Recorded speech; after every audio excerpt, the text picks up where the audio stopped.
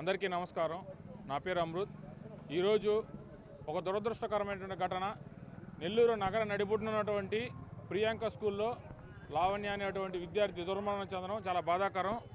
ఈరోజు ప్రతి నెలలో ఈ 2025 సంవత్సరం ప్రారంభించినప్పటి నుంచి చివరి నెల డిసెంబర్ నెలలో ఉన్నాం. సుమారుగా ఈ నెల్లూరు నగరంలో ఏదైతే కార్పొరేట్ విద్యకి పేరుగా ఉందో అగ్గిపెట్టెల లాంటి కాలేజీలు, అపార్ట్మెంట్లో కాలేజీలు, సందుల్లో కాలేజీలు, సందుల్లో స్కూళ్ళు, ఆట స్థలం ఉండదు, ఫైర్ సేఫ్టీ ఉండదు, ఏమీ ఉండదు.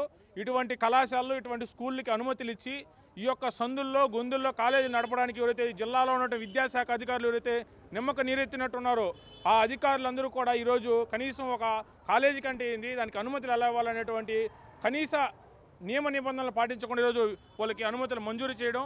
నెల్లూరు జిల్లాలో మనం చూస్తే మన నవోదయ స్కూల్లో, తర్వాత ఇక్కడ ఆర్ఎన్ఆర్ జూనియర్ కాలేజీలో, ఈ యొక్క కోచింగ్ సెంటర్లో, అదేవిధంగా స్కూళ్ళల్లో ఎంతోమంది విద్యార్థులు చనిపోవడం చాలా బాధాకరం. ఇదే సందులో, పక్క సందులో చదివినటువంటి ఏదైతే నారాయణ స్కూల్ ఉందో ఆ స్కూల్లో 10వ తరగతి చదువుతూ బాగా మెరిటోరియస్ స్టూడెంట్ ఒక విద్యార్థి చనిపోవడం జరిగింది. ఈ మరణాలన్నిటికీ కారణం ఎవరు? ఈ తల్లిదండ్రుల ఆత్మఘోషకి కారణం ఎవరు? ఈ మరణాలన్నిటికీ కారణకులైనటువంటి అధికారులు ఏ రోజైనా మీరు చర్యలు తీసుకున్నారా? ఈరోజు నెల్లూరు జిల్లాలో జరుగుతున్న దాడులు, ఈరోజు జరుగుతున్న మరణాలు, తల్లిదండ్రులకు జరుగుతున్నటువంటి ఆత్మఘోష, వీటన్నిటికీ సంబంధించి ఒక్క అధికారినన్నా, ఒక్క కాలేజీ ప్రిన్సిపల్నన్నా, ఒక్క చైర్మన్ అన్న అరెస్ట్ చేశారా?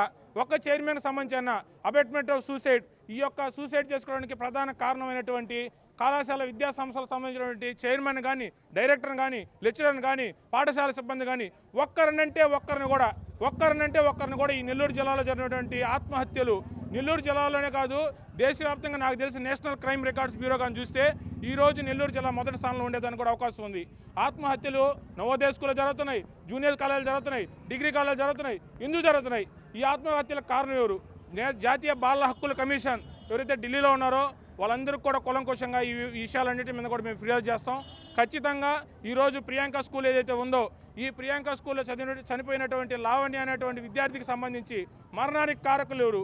ఈ మరణానికి సంబంధించి వెనకాల ఎవరెవరు దీనికి పాత్ర పోషించారు?